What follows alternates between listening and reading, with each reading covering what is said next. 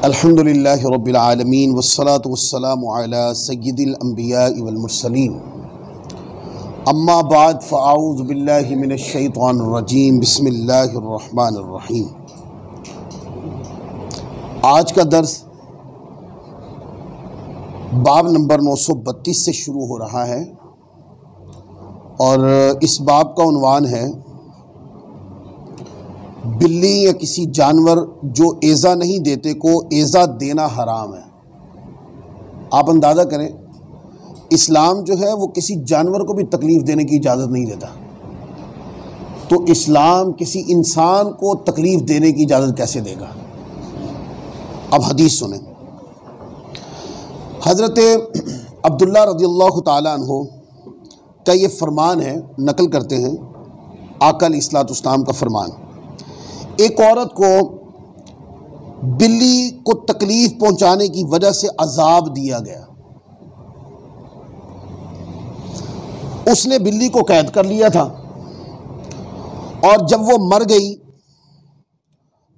गई तो वो जहन्नम में दाखिल हुई। वो औरत उस बिल्ली को कैद के दौरान खाने या पीने के लिए कुछ नहीं देती थी और ना ही उसे छोड़ती थी ताकि वो बिल्ली खुद कहीं ज़मीन पे घूम फिर के कीड़े मकोड़े खा के जान बचा ले। यानी उसने उसको बंद कर दिया, खाना पीना भी बंद कर दिया और इस अजियत के अंदर वो भूख से प्यास से तड़प तड़प के मर गई। कहते हैं कि चूँकि अल्लाह की मखलूक है, ये हुकूकुल्लाह से खारिज चीज़ें नहीं हैं। आप सिर्फ ऐसे जानवर को कि जो आपको अजियत देता है आप उसको ज़रब लगा सकते हैं, ये भी बात समझ लें। मतलब सांप है, बिच्छू है या इस तरह की कोई ऐसी चीज़ जो बंदे को तकलीफ़ देती है, हाँ उसको मारा जा सकता है क्योंकि वो एज़ा देती है। आप देखें ना, बिल्ली को जब तक आप छेड़े ना वो तो किसी को कुछ नहीं कहती। इस तरीके से दीगर जानवर कि जब तक आप नहीं छेड़ेंगे वो कुछ नहीं कहेंगे और आप छेड़ेंगे तो फिर वो आगे से रिएक्ट करेंगे। तो उसने क्या किया कि हो सकता है कि बिल्ली ने कोई काम ख़राब कर दिया हो, तो उसने गुस्से में आकर उसको बंद कर दिया, ना खाना दिया ना पानी दिया। वो इसी तरीके के साथ सिसक सिसक के बिलक बिलक के वो मर गई और कहा कि उस औरत को दोज़ख का अजाब देने की वजह सिर्फ ये बिल्ली को सजा देना बने। लिहाजा अब बच्चे भी हैं, आज काफ़ी तादाद में दर्स में बड़े भी हैं, तो कभी भी जानवर को तकलीफ मत दें। जानवर कोई भी हो, जब जानवर आपको तकलीफ नहीं दे रहा ना तो आप तकलीफ न दें।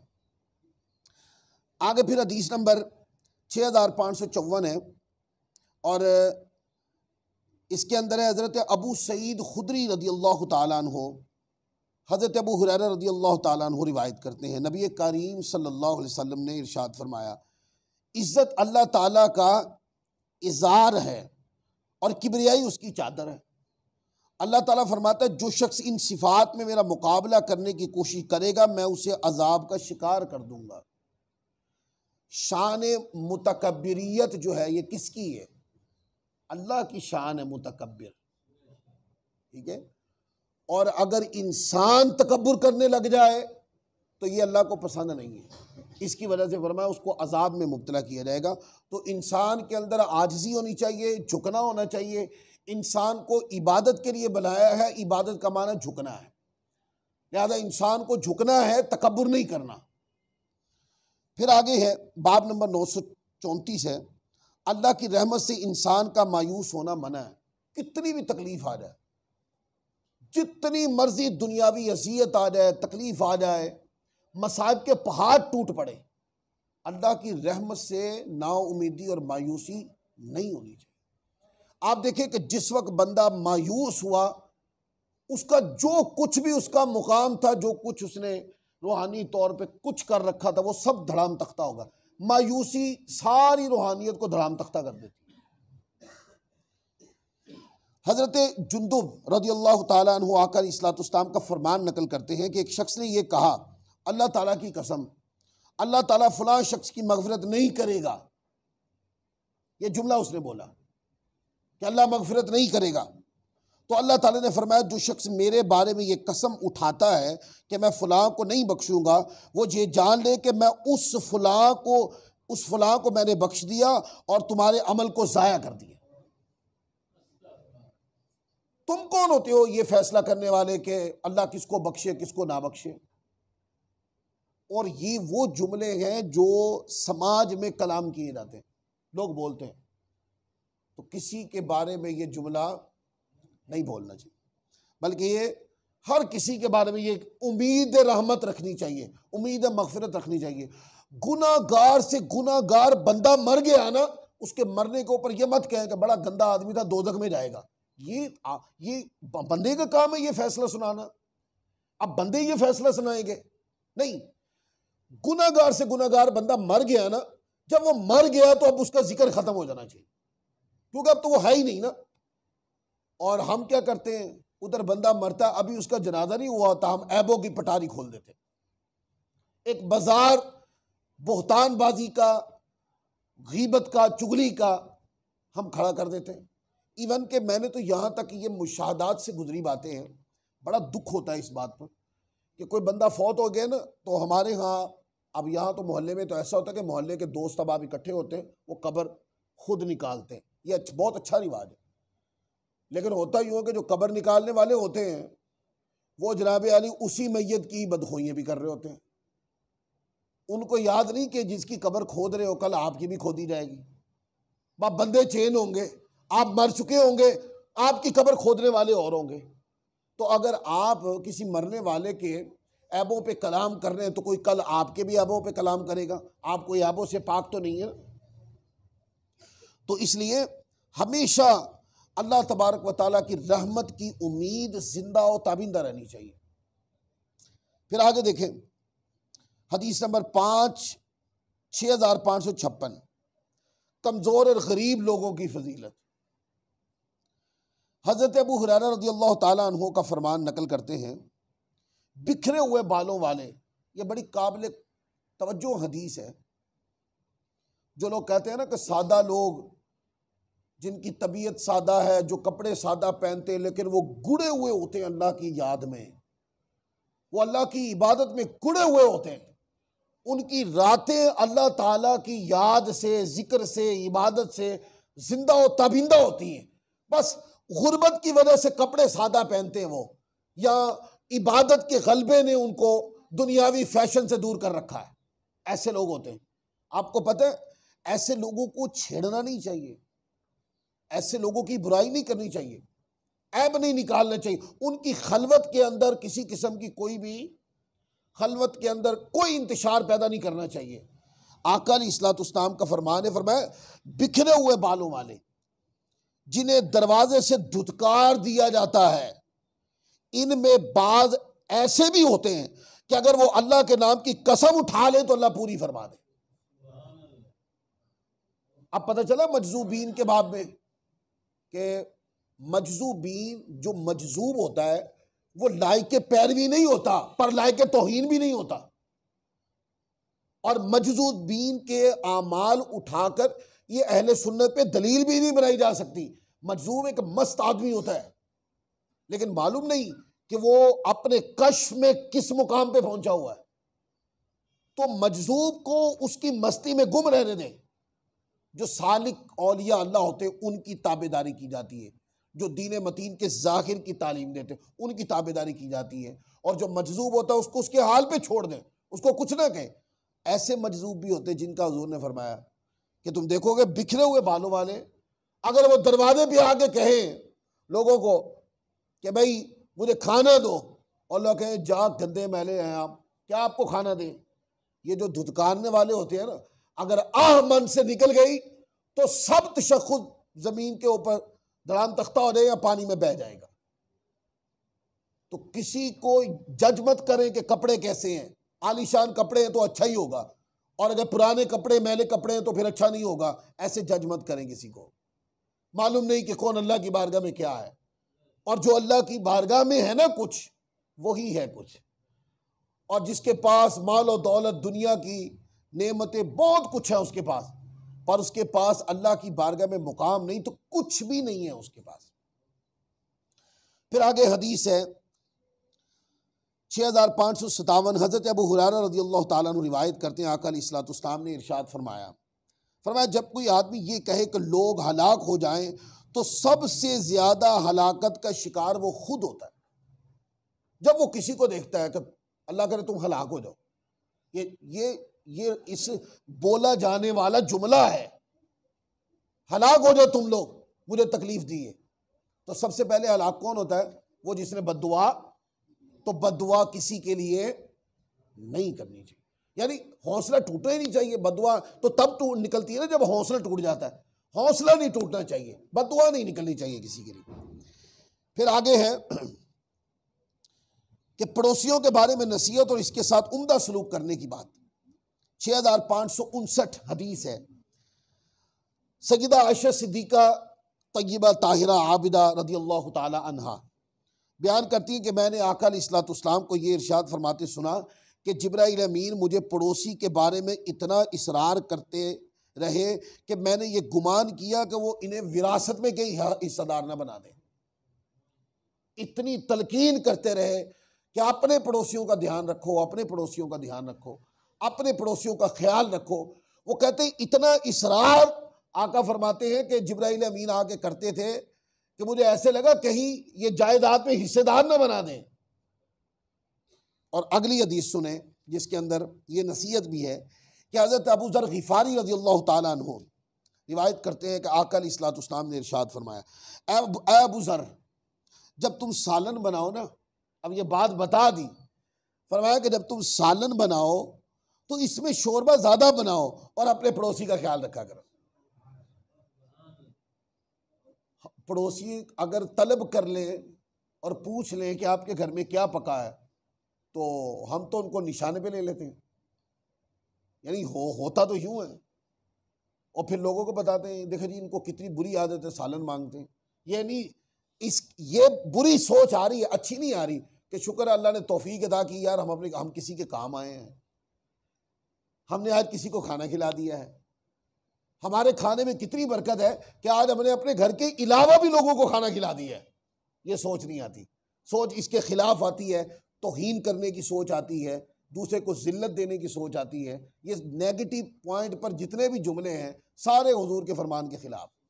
और पॉजिटिव एंगल पर के मांगा गया, कोई मांगे या ना मांगे, देखिए मांगना नहीं चाहिए लेकिन ख्याल भी रखना चाहिए, और अगर किसी ने अजियत की वजह से मांग ही लिया तो इहतराम से पेश करें, सामने वाले को पता चले कि मुझे इज्जत के साथ दिया गया। फिर हदीस है हज़रत अबू ज़र ग़िफ़ारी रज़ियल्लाहु ताला अन्हु की ही ये हदीस बयान करते हैं, आका अलैहिस्सलाम ने मुझसे फरमाया कि किसी भी नेकी को हकीर ना समझो, यानी कि नेकी को छोटा समझ के तर्क मत करो, हकीर ना समझो, खा वो तुम्हारा अपने भाई के साथ खंदा पेशानी से मिलना। अब देखें ना, भाइयों में एक फितरी अमल होता है कि जब वो आपस में मिलते हैं तो खंदा पेशानी उनकी होती ही होती है, वो एक दूसरे को देखते तो मुस्कुराहट आ जाती है। तो फरमाया ये भी नेकी है, ये भी नेकी नजरअंदाज मत करें, और इससे बड़ी नेकी भी क्या करें, जब को पराया आ जाए तब भी मुस्कुरा के मिल लिया करें। फिर आगे देखें कि जो काम हराम नहीं है उसमें सिफारिश भी की जा सकती है, यानी किसी की खैर खाई की नीयत से सिफारिश करना, इस वजह से नहीं कि पैसे लेके सिफारिश करना, वो तो रिश्वत हो जाता है, वो तो हराम है। ये खैर खाई के लिए सिफारिश करना कि भाई किसी की रोज़ी लग जाए, किसी के लिए कोई आसानी पैदा हो जाए, तो इस वजह से सिफारिश करना, दुनियावी दिखावे के लिए नहीं। हज़रत अबू मूसा अशरी रज़ियल्लाहु ताला अन्हु बयान करते हैं कि जब नबी करीम सल्लल्लाहु अलैहि वसल्लम की खिदमत में कोई हाजतमंद आता तो आप हाज़रीन महफिल की तरफ मुतवज्जे होकर इरशाद फरमाते थे कि तुम इसकी हाजत रवाई की सिफारिश करो, तुम्हें इसका अजर मिलेगा। अल्लाह ताला अपने नबी की ज़बान के ज़रिए वही हुक्म जारी करता जो उसे पसंद है।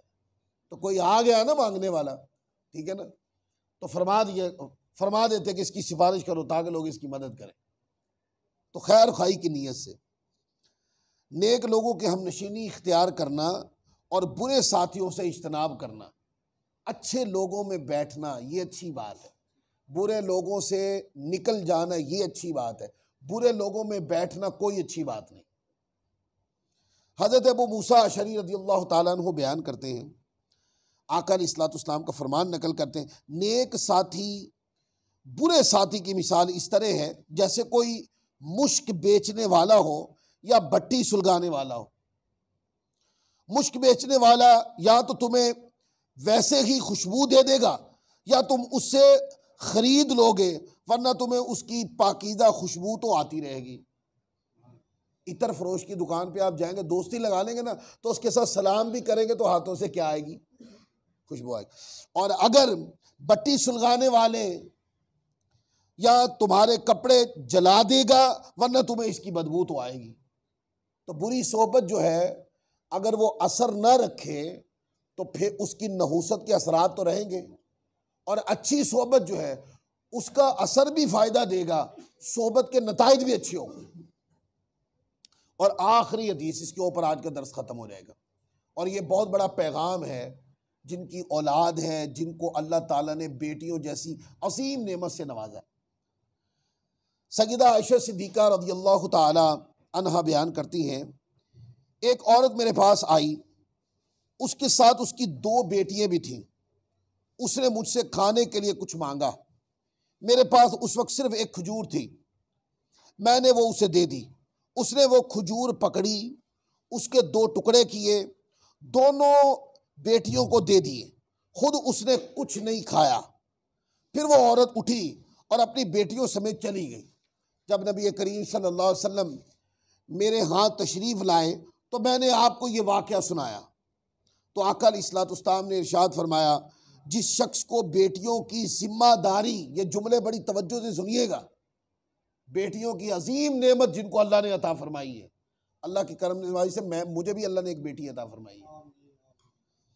फरमाया कि जिस शख्स को बेटियों की जिम्मेदारी नसीब हो वो उनके साथ अच्छा सलूक करे, वो बेटियां उसके लिए जहन्नुम से बचावा और रुकावट बन जाएंगी। कितनी बड़ी बात है। लिहाजा जब बेटियों की तरबियत करें तो खुश्क तबीयत से नहीं कि बड़ी हो जाएंगी, इसको इन्होंने तो अगले घर भेजना वहां, इस तरह की कमजोर अकल नहीं होनी चाहिए। इस तरह का घटियापन ज़हन में कभी नहीं आना चाहिए। ये तो बच्चियां जी, छोड़ो, बच्चे को चंगा खवाओ जी, ये बड़ा होएगा तो ये कमा के देगा। आपको पता है वो बड़ा होगा भी कि नहीं? पहले ही मर गया तो फिर अल्लाह ताला ने जो अल्लाह ताला अज़्ज़ व जल ने मखलूक को जो जिम्मेदारी दे दी है वो बराबर होनी चाहिए। बेटी हो या बेटा, माँ बाप के लिए तो एक होनी चाहिए। तो बेटे को ज्यादा क्यों, बेटी को कम क्यों? क्या ये सवाल नहीं पूछा जाएगा? तो कहते हैं कि जो बंदा बेटी पैदा हो तो उसकी परवरिश करे अल्लाह की रजा के लिए, मोहब्बत भी दे, शफकत भी दे, उसकी परवरिश भी करे, नेक परवरिश करके उसको ब्याह दे। आका अलैहिस्सलाम ने इस बारे में भी असीम फजीलतों से नवाजा। और इससे बड़ा क्या कि जो अपनी बेटी की तरबियत करे, उसको बड़ा करे, पाले पोसे, यही जो बेटियां हैं क़यामत वाले दिन दोज़ख के आगे दीवार बन जाएंगी, ढाल बन जाएंगी, और बाप को दोज़ख में नहीं जाने देंगी। लिहाजा बेटों से भी प्यार करें, बेटियों से भी प्यार करें, लेकिन कभी तकड़ी तराजू रख के ना तोला करें, कहीं बेटों की मोहब्बत ऊपर तो नहीं जा रही और बेटियों की मोहब्बत नीचे तो नहीं जा रही। बराबर होनी चाहिए, दोनों तरफ पलड़ा बराबर होना चाहिए, नीचे ऊपर नहीं होना चाहिए। और अगर नीचे ऊपर हुआ तो ये अल्लाह ताला के वो हुकूक जो अल्लाह ने इंसानों पे फरमाए हैं, ये उसमें नाफरमानी वाक़ई हो रही है। खुश दिली के साथ औलाद की तरबियत करनी। अल्लाह ताला अज़्ज़ व जल हम सबको अमल की तौफीक अता फरमाए। वमा अलैना इल्लल बलागुल मुबीन। बिस्मिल्लाहिर्रहमानिर्रहीम। कुल हुवल्लाहु अहद अल्लाहुस समद लम यलिद व लम यूलद व लम यकुल लहू कुफुवन अहद। इन्न रहमतल्लाहि करीबुम मिनल मुहसिनीन। दअवाहुम फीहा सुब्हानकल्लाहुम्मा व तहिय्यतुहुम फीहा सलाम व आखिरु दअवाहुम अनिल हम्दुलिल्लाहि रब्बिल आलमीन व मा अरसलनाका इल्ला रहमतल लिल आलमीन।